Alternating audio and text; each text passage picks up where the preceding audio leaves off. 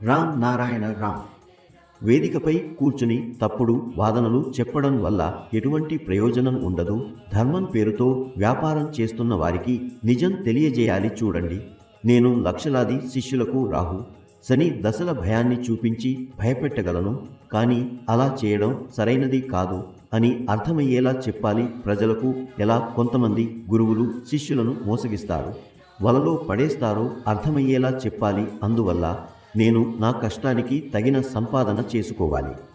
ఒకరు గురువుగా మారి ఇతర గురువుల మాయాజాలాన్ని బయటపెడితే ప్రజలందరికీ కళ్ళు తెరుచుకుంటాయి.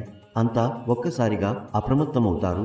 ఇలాంటి విద్య ద్వారా మనం స్వయంగా నిరంతర విద్యా మార్గంలో ముందుకు సాగగలుగుతాం. శాస్త్రాలు, గ్రంథాలు, ఉపనిషత్తులు ఇవన్నీ ముక్తి, సిద్ధి ఎలా పొందాలో చెప్పడానికి ఉన్నాయి.